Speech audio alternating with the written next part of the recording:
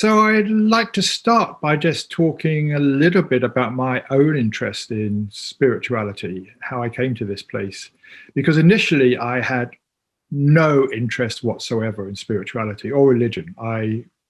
As a kid, I was interested in mathematics, physics, science. I went to university to study mathematics and ended up doing theoretical physics as well. And just felt religion was a load of weird mumbo jumbo from historic mythological times that had no relevance whatsoever to contemporary life. And I classified myself as an atheist, but had to admit, logically, I was probably an agnostic, so I couldn't say.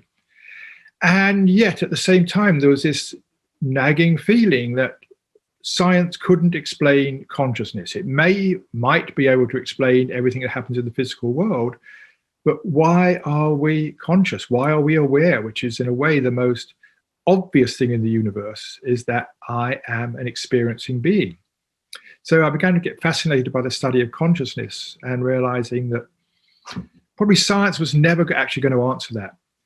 So I actually did a year's degree in neuroscience, hoping that would solve the problem for me, but they weren't interested in consciousness. I learned a lot about how the brain works and memory and control of the body function and visual perception, all that stuff.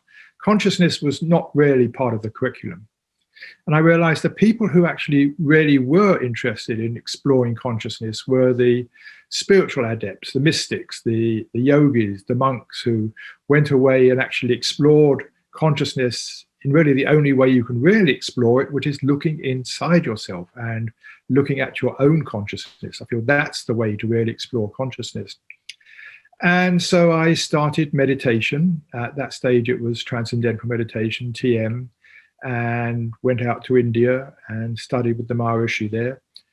And that was really a turning point. I think I realized a couple of things then. One, probably most importantly, I realized there was something to spirituality, not necessarily to religion, but to spirituality in itself. I saw that all the great religions were coming out of a common spiritual understanding, which is something I'll go into more as we progress here. But basically, it was about stepping out of our materialist, egocentric thought system and getting in touch with our own essence, our own being, whether you call that the divine, the pure self, or whatever.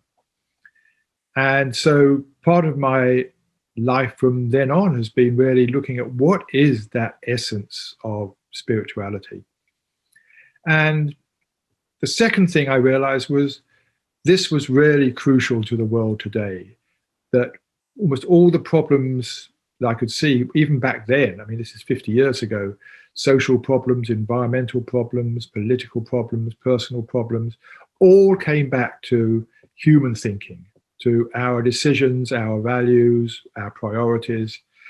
And most of that thinking was caught up in the sort of egocentric, materialistic mode that the great spiritual traditions were telling us we need to step out of. So I saw that this spiritual awakening was really an essential thing for the world today. And so my life since then has really focused on two things, on really distilling what is that essence, as I see it, of spirituality, and how to share that in the world in terms that are appropriate for the 20th century, or now the 21st century. And what I saw happening, I didn't see it, but what I understood had been happening to all the great spiritual teachings is that they get lost and corrupted over time, not intentionally corrupted at all. I think what happens is somebody has a realization of awakening, and that's really significant for them. They feel an intense sense of peace, maybe real love for the rest of humanity, for the universe, and a relief. And it's like this awakening is a wonderful experience, and obviously they want to share it with their people around them, and so they do, and they teach others what they've learned. But the others are not themselves fully awakened, and so they hear it from their point of view and interpret it from their point of view, and maybe as they pass it on to other people, they forget a bit, and maybe they add a bit, misinterpret a bit, and then those people pass it on to others. And when you do that century after century, and then it's interpreted from one culture to another and from one language to another, it just gradually loses its real prime truth and often becomes something totally different. It's a bit like the game of telephone we play at parties, where you whisper a message around the room and it ends up nothing like the original. And I began to see that's what had happened to a lot of spiritual teachings. And what we look at today is really a faint remnant of what the actual teacher was talking about. So my interest became much more like delving into going back to original text, looking at, as far as possible, what were they really saying? And what just has come to me over the years is they're really saying one thing, or two words, which is let go.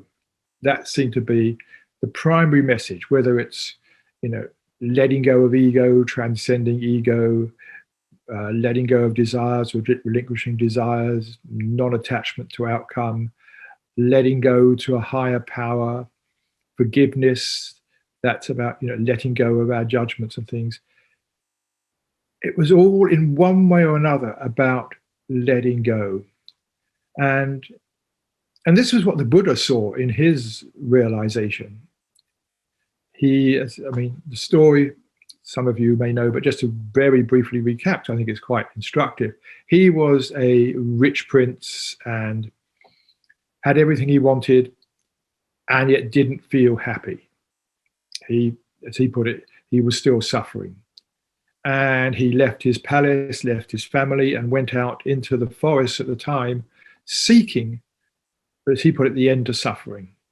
And at that time, there were no great spiritual teachings around. The main teachings were the old Vedic teachings, which taught about ritual and sacrifice. And he wanted something else. And he studied under some of the best teachers, some of the early Upanishadic teachers, and still wasn't getting anywhere. And he ended up becoming a complete ascetic, gave up eating, gave up everything, or almost all eating, thinking that was the way, because there was, in a way, then letting go was thought of, you have to let go of things, you have to let go of the world, you have to give up the world. And then finally, as the story goes, he sat underneath the tree and just meditated, and then realized that it was the clinging in the mind that was the essential problem. It wasn't the world out there, it was something in the mind.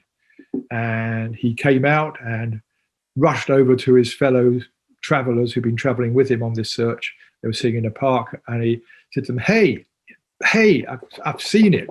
And that became what's called the Four Noble Truths. It's meant to be his first talk, in which he said, the first noble truth is, yes, we suffer. But interesting, the word suffering in that language is dukkha, which is actually a negation of sukha, which means at ease.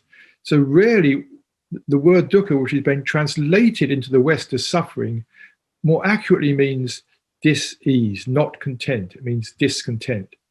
And so when people interpret Buddha as saying, oh, we all suffer, he was saying, no, we all experience discontent. And then the second noble truth is that discontent comes from clinging, from our holding on to what we think is right, the way to do things, etc. And so the third noble truth was the ceasing of clinging, the letting go of clinging.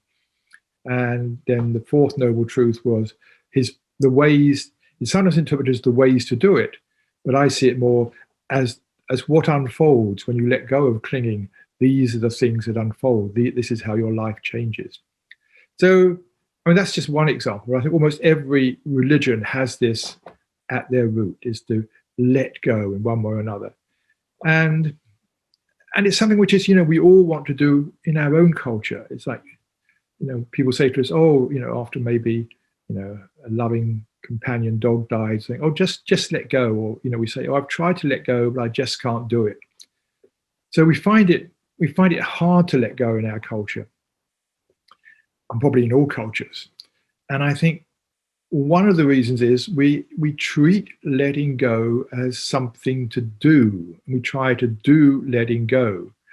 But the way I see it is we're already doing too much. And that is, we're doing the holding on. We're holding on to something desperately. I'm holding on to this idea or this view of what is right. Or I'm holding on to this feeling. We're holding on. And so it's really about relaxing the holding on. If you do that, the letting go happens more spontaneously. An image I sometimes use is if you're holding onto a rock tightly, you're holding onto a rock, holding it in the air. Holding a rock up in the air. To let go, you relax the grip and the rock falls. And what I'm finding is it's the same with the mind. That what we need to do is let the mind relax, let the grip of the mind relax. When the mind is gripping onto some particular idea or outcome, we need to let that grip of the mind relax. And so it's not really about getting rid of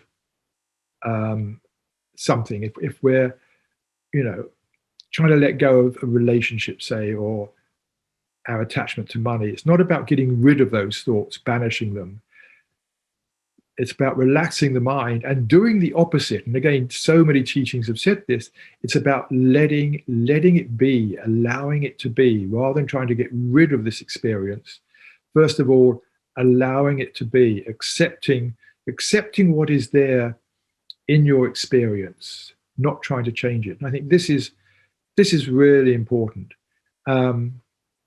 It's like if I'm feeling angry, say, noticing how that feels, noticing what's there, rather than just trying to push it aside. What we tend to do with uncomfortable emotions is we push them out to the edge of our awareness, or we suppress them. We think if they're out there, they're not going to trouble us. I'm going to be okay. So we don't let them in. And the fear is if we let it in, I might start raging or something, or cause a fight with somebody. So we keep them out of our awareness.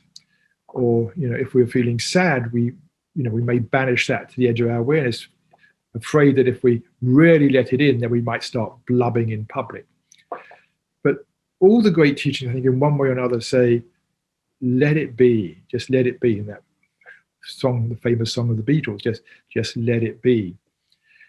And that doesn't mean, I always like to point this out to people, accepting the present, accepting what is happening, is about accepting your experience. It's not about accepting the situation. So when I say accept the present, it doesn't mean, you've got to accept the homeless on the street, or you've got to accept the annoying attitudes of your partner, or you've got to accept something that's wrong in your community.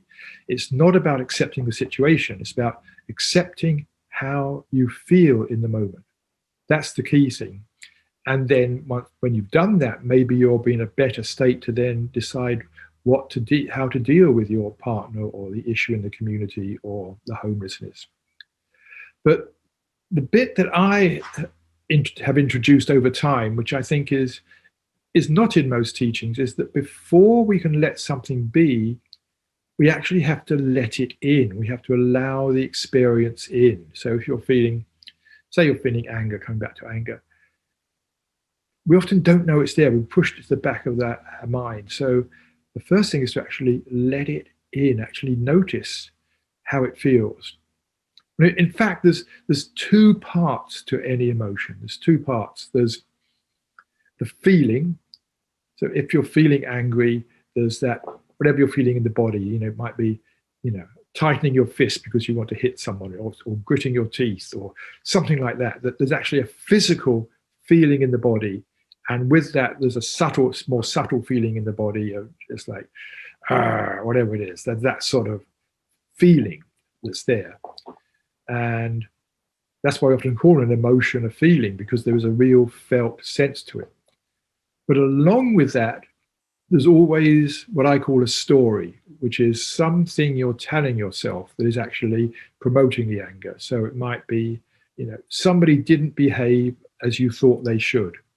And in brackets, as you thought they should, in order for you to be happy, or you to get what you want. So there's something going on, some story. So letting in with an emotion, for me, is two things. It's like letting in the feeling, what's actually going on in the body. And when we do that, often we tend to notice when we bring awareness to it, it begins to soften and relax a bit. We don't feel so tight about it. It begins to relax a bit. And at the same time, we can then begin to look at the story. What are we telling ourselves about what we think this person should have done? And then maybe we can put ourselves in the other person's shoes and say, well, maybe they drank too much coffee that morning, had a bad night or a row with their partner, who knows? Or something much deeper from their childhood might be being triggered. So when we do that, we're sort of beginning to let go of the story we've got caught in. And as we both let go of the story and let go of the feelings, what happens is we can begin to come back to our own center, our own beingness. We begin to come back to ourselves rather than getting caught up in the story and the feeling. So that's something I use a lot in my practice and teaching other people, is just whatever it is, it's not just emotions, but other things we can go into, is first of all letting it in. Whatever you want to let go of, allow in the experience. And I had somebody come into my meditation group a little while back. He came into the wrong room, actually. He was looking for a different group, but he decided to stay. And he was talking about the grief he had. He'd lost a family member several months ago, and he couldn't get over the grief. And I said, okay, in the next meditation, just notice what's happening in your body. And he did, and he described various things. And afterwards, you could just see the relief on his face. He said he just felt so much easier because he'd been resisting the experience. And that's what we tend to do with these uncomfortable things. We tend to resist them. So letting go, the letting in, is really the opposite to the resistance of it. So what I want to look at in a bit more detail is why do we hold on in the first place? Why do we get attached to things? Why do we need to let go? What's going on here? And I think the first question here is we have to ask is, what is it we really want in life? What are we looking for? You ask people, what do they want? And they might say, oh, I want a better paying job. I want my partner to respect me more, or I want to redecorate the house or learn a new tennis skill, whatever it is. There's hundreds, thousands of things that different people want in life. But then you go deep and say, why do you want these things? Why do you want these things? Oh, it might be, if I can play tennis better, I'll feel better. Or if I have, I'm going to enjoy being in a better decorated house, or whatever it is. Or if my partner will change, then I'm going to feel better. And when you look deeper, what everybody's saying underneath it all, when you really get to the bottom line, everybody's saying, I want to be happier. I want to be more at peace. I want to enjoy life more. And this, I think, is our true bottom line of human consciousness, is basically beneath everything, we want to feel okay. I mean, even if you go to the dentist, you may not feel okay going to the dentist, but we go in the belief that in the future, we will suffer less discomfort in the future if we put up with some now. So that's the fundamental motivation, is to actually be more at peace. In fact, the Dalai Lama said, fundamental goal of every single person is simply peace of mind. We give it many different things: peace of mind, happiness, joy. I sometimes just like to use it, a very neutral word, is okay.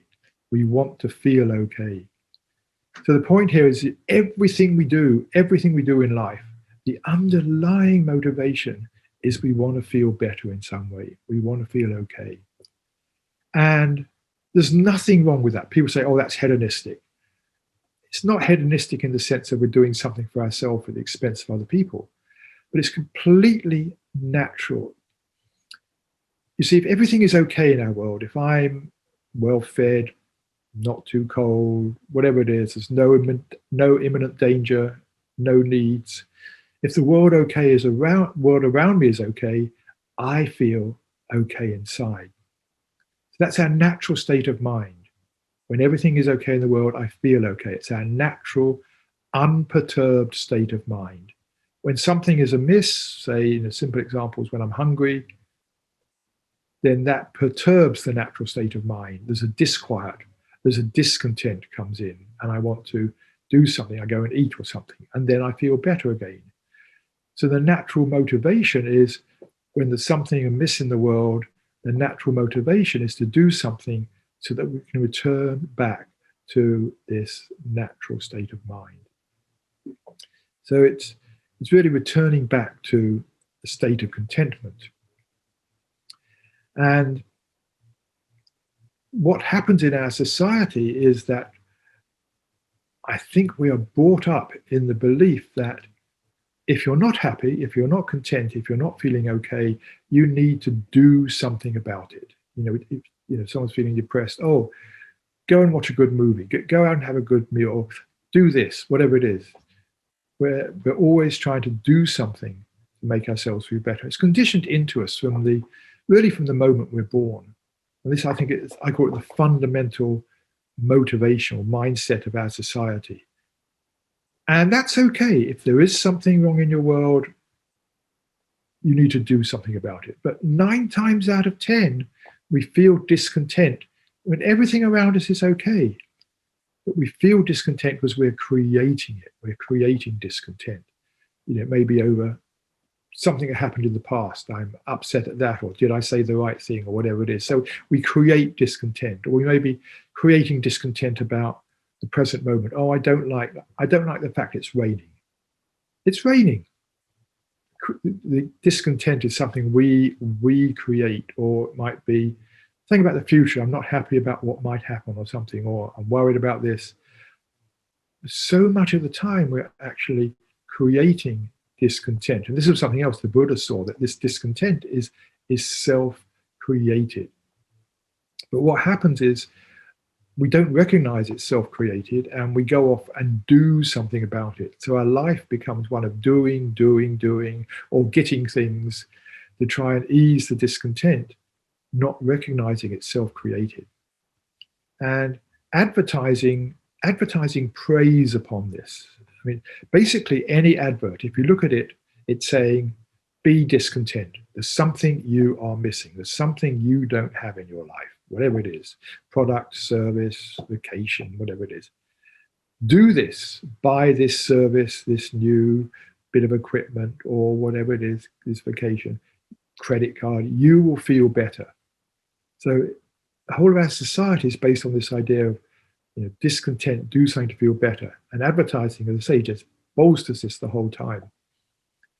But what I find fascinating about the internet, one of the things about the internet is that it's really shown the flaw in this, because if you buy something, say you've been wanting a new jacket, and you go online and you find the perfect jacket. It's the right size, it's the right shape, it's the right color, it's just what you've been looking for, and it's the right price, and it's going to be delivered 2 days' time, whatever it is. You hit buy now. And that's the moment you feel okay. You think, I bought it. You haven't actually got it for another 2 days. And even then, it may not be the right thing you wanted. But the satisfaction comes when you hit the buy now. And what's happening, if you look closely, it isn't that the buying the jacket has made you feel better. You were feeling discontent because there was something you didn't have. And then when you knew it was coming, you felt okay again. So you alleviated your self-created discontent by buying something. So it isn't that the things make us feel better. It's the opposite. We create discontent over not having them. And then when we get them, we feel better because we're no longer creating that particular discontent. And it's this thinking that lies behind a lot of what people call ego. And again, as I said, letting go of ego is such a strong thing in nearly every spiritual tradition. In one way or another, they talk about transcending the ego, conquering the ego, getting rid of the ego, controlling the ego. I like to point out that, first of all, there is actually no such thing as ego. No such thing as ego. And by that I mean, if I look inside myself, for my ego, I don't find anything, any particular entity that I can call ego. When I look inside, I find myself, and I find maybe egocentric thoughts at times, things I want, or other attitudes, egocentric attitudes and things. But I don't find an ego. What I find is a mode of thinking that I get caught in. And it's almost like a mindset. The ego is more like a mindset about what we need, what we should have, basically in order to survive, to be safe and to survive. And if we're going to be safe and survive, then we're going to feel better at the end of it. So the ego has a job to do, not the ego, but this, what I call the ego mind, this egoic way of thinking. It has a job to do, which is to keep us safe and keep us secure. And most of the time, it's not really necessary. Some of the time it is. If you've got an imminent danger, whatever it is, you're about to be hit by a bus or something, you need to follow the ego's directions. It can be very insistent. It says, you need to do this, run, or whatever it is. But most of the time, there's nothing wrong in the world. But the ego, it gets very insistent about what is needed. It gets attached. The ego mind gets attached to what it thinks you need to do. And this insistence is really one way to recognize when you're caught in this way of thinking, is when it says, no, must do this. I mean, I had this recently. My ego mind was telling me, I must make this phone call. I must make this phone call and tell this person something. And I sort of recognized it as like, okay, that insistence says there's something off here. And I didn't make the call. Half an hour later, I got a message. The whole call was totally unnecessary. And if I'd made the call, I'd have screwed things up. So that's one thing, is to recognize when you've got this insistent voice there. But basically, it's there. It's trying to look after us, trying to make us happy. But 95%, 99% of the time, it isn't needed. And so what I like to also tend to do is, when I notice it's there, say, okay, thank you for caring. I know you're trying to look after me, but right now you're not really helping any of us. So just let it go. Just let it go. And this is what I see as, letting go of the ego is not about getting rid of something or conquering it or transcending it. What we're doing is we're letting go of a mindset. We're letting go of a way of thinking. And that's nothing. I mean, the ego is no thing, and a way of thinking is really nothing. And that's why, I have a new book out now called Letting Go of Nothing. And part of the title there is, what we're letting go of is nothing. We're letting go of a way of seeing. We're just basically changing our mind. Letting go is changing our mind about how we see things. So the other side of self, which again comes up in all spiritual teachings, which is really the essence of, I think, so many spiritual teachings, is what is behind the ego, behind this sense of self we get caught up in. And that is often called, it may be called the pure self, the divine self. It's got various different names. It might even be called the divine, whatever it is. But there's a sense, there's a deeper, authentic self. And in some traditions, the people ask the question, or they're given the question, who am I, to try and identify this self. I actually find that very misleading. I've seen people go away on courses and they question each other. Who are you? Who are you? And what you come up with, well, if it was me, I'm Peter Russell. I'm a writer. I'm whatever it is. I'm an English born. I'm this and that. I have a scientific background. I am blah, blah, blah, blah, blah, blah. And you can go on for days thinking of all the things you are. These aren't you. These are the roles you play, things you've done, characteristics you have, part of your personality.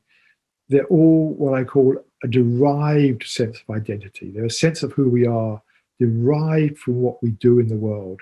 And that sense of derived identity is always very vulnerable. If someone criticizes you and if someone says, oh, that passage in the book you just wrote, I didn't like that. That wasn't very good. I think that could have been better.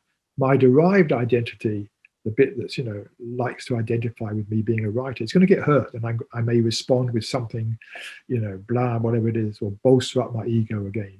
This derived sense of identity is always vulnerable. What the question is actually doing is pointing to something else. It's pointing to this sense of being that's always there. It's this sense of I am that has been there all my life, really, since I was, as far back as I can remember. That sense of I am is there. It's the same sense I have now. It's the same sense that was yesterday, last year, 10 years ago. All my personality, all the derived identity, that may all have changed.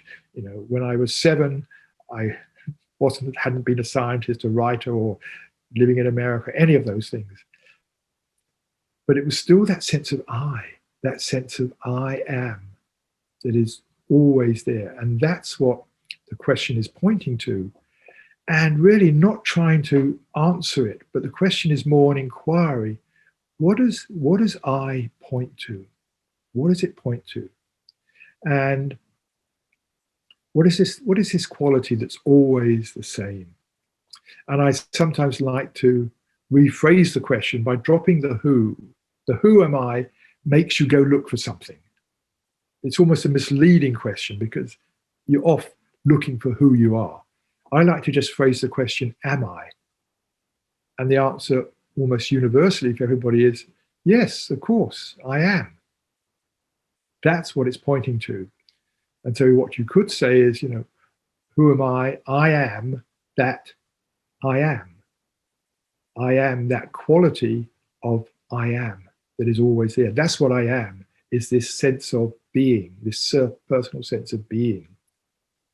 And in fact, if you take the verb to be, it is, being is what is, you are, but the personal sense of being is I am. That is how the verb is, I am. So it's our personal sense of being when we come back to this sense of I am. I sometimes even like to drop the I, just let go of I, because that is a noun and we tend to think of again something. I actually like to say, the truth is there is just am.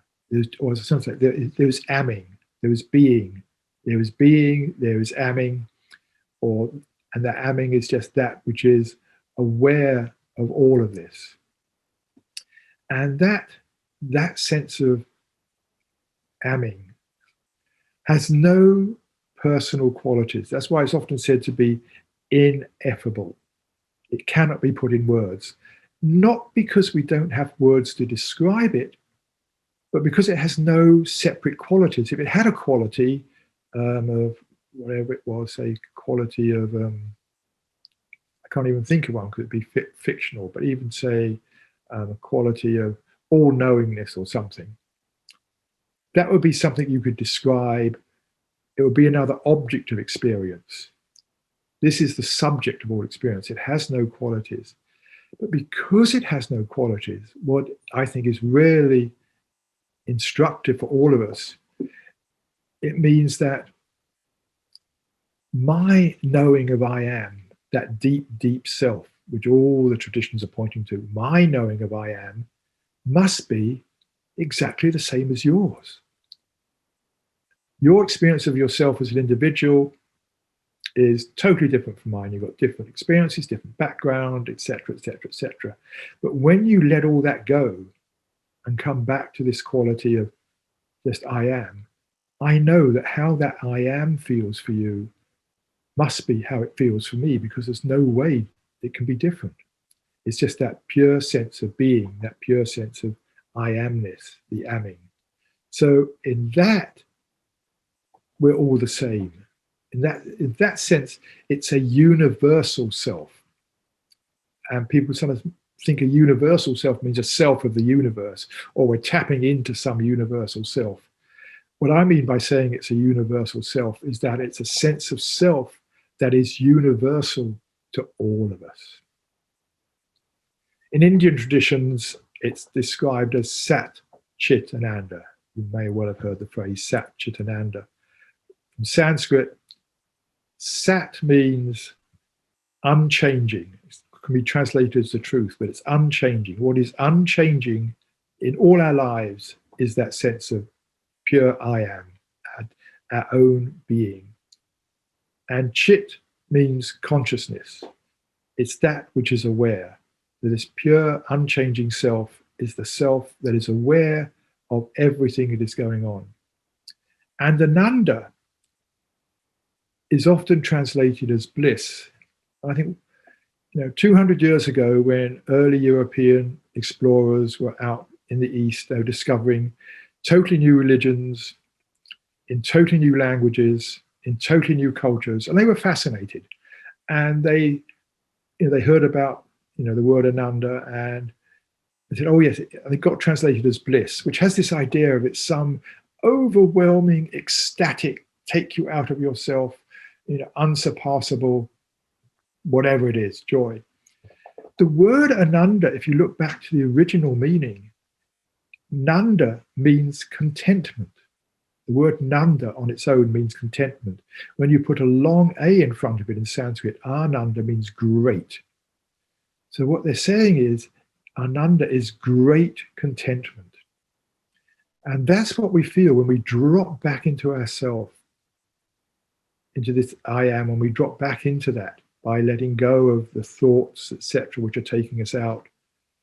We feel this sense of this great contentment. Some people call it great perfection, in the sense that you don't want anything else. There's no desires for anything else. It's the end of desires. That's why it's sometimes called nirvana in Buddhist texts. Nirvana means the blowing out of the flame of desire.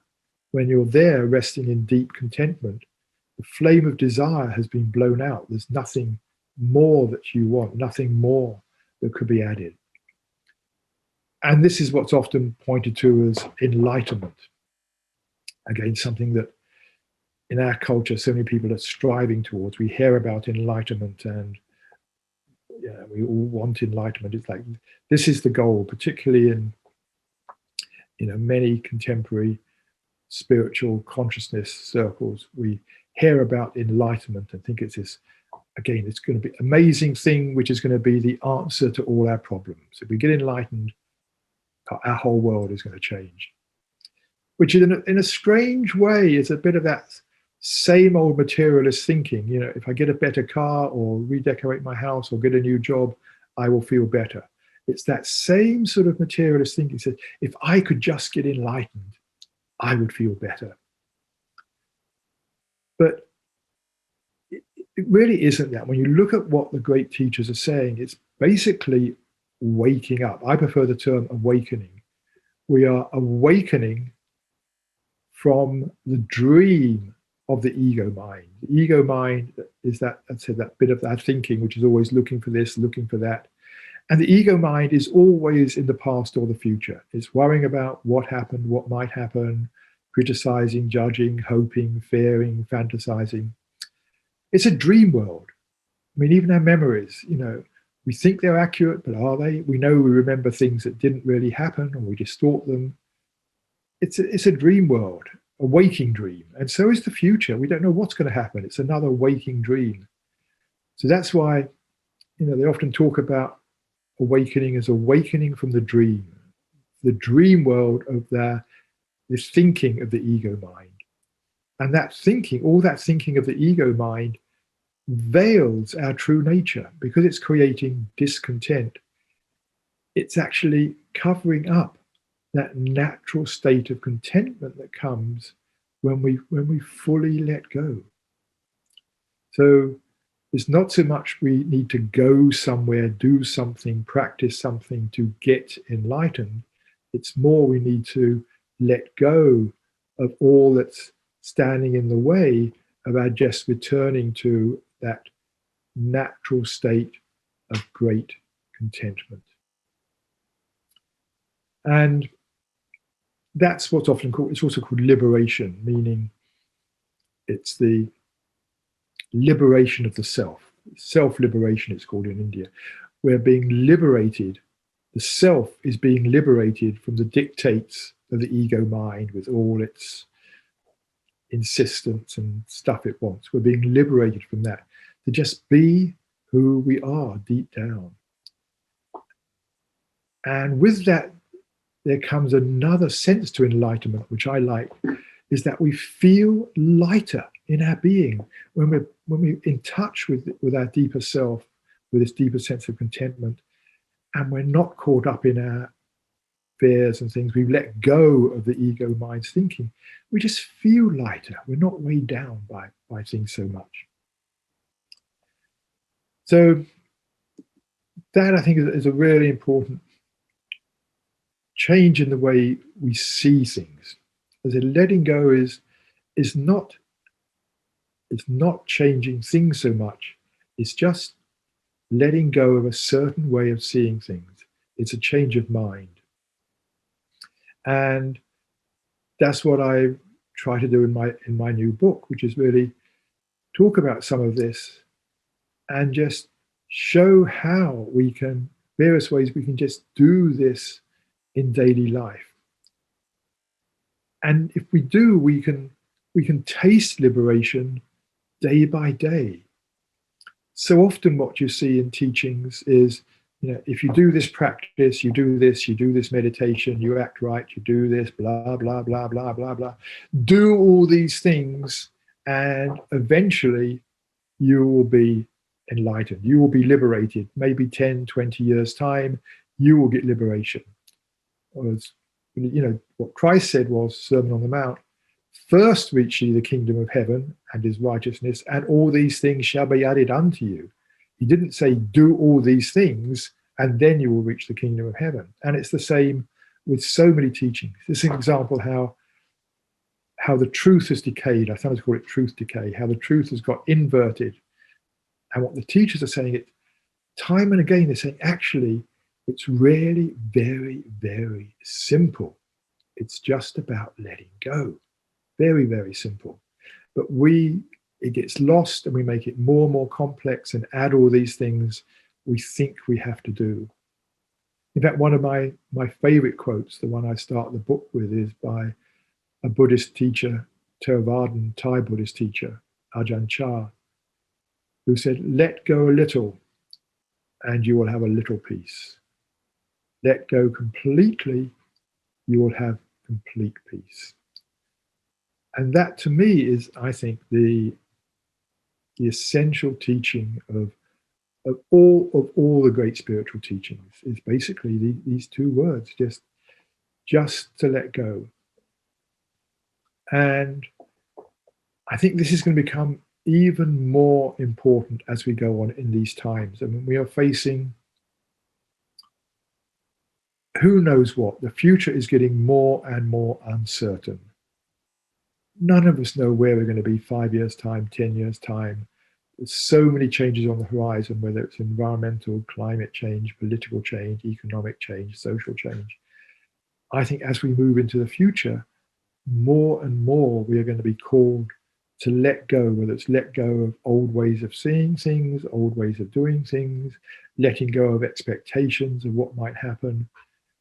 We need to be more creative, more flexible, more open, all of which comes from letting go.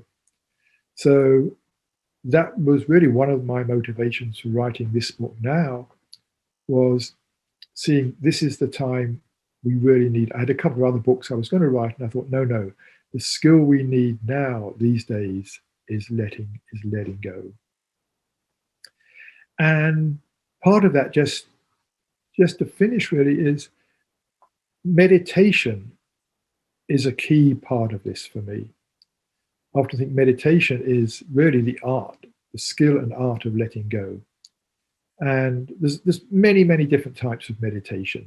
Some are aimed at achieving a certain state of consciousness or insights or cultivating a particular mental ability or whatever it is. The sorts of meditation I'm interested in are those that really allow the mind to settle down, to allow the mind to completely relax. And in fact, you can just sort of let yourself sort of, as I'm talking, just notice how this feels. I always tell people, first of all, just to let the body relax, let any tensions go in the body, and then just let the mind relax, which means stop trying to get anywhere, do anything. Just come back and be aware of the present moment more. And when you notice your thinking, as you will do many, many times, not trying to get rid of the thoughts or think you've gone wrong. When you notice your thinking, just letting the thought go, which means just choosing not to follow that thought anymore. And letting the attention itself relax, just letting the attention relax. And as we do, the mind relaxes and we find ourselves not creating so much discontent with our thoughts. As we create less discontent, we gradually just fall back closer to our own sense of deeper self, closer to our own sense of a real being and that deep contentment that is there. And in a way, we're stepping into the liberated state as many times a day as we want to. We don't have to wait 20 years to get there. We can taste it. Not to say we're going to stay there. For me, meditation is about getting somewhere and staying there. It's learning the art of returning there. We're going to get caught up in the world numerous times a day. What I like to do is when I find myself caught up is just to pause, just to stop for a moment, just to pause my thinking and just notice how things are in the present moment, to notice what I'm seeing, hearing, and then to notice that sense of ease, relief, relaxation, contentment, lightness, whatever it is that comes when you pause, just to notice that and just to savor it for a moment or two. And I think the more we do that, the more we savor it, not only the deeper do we sort of fall into it, but the stronger memory it becomes. And it becomes an encouragement to go back to it. It's like, oh yes, I'm all wrapped up about this. I remember how it feels. And we can just pause and just drop back into that deeper contentment. Which, as I said at the beginning, is really what I think the goal of all the great spiritual traditions has been, is to allow us to step back from all our attachments about what is right, what is wrong, step back from our thinking, step back from all our doing, stepping back to just coming back to our essential being. Whatever you want to call it, it's just coming back to our essential being.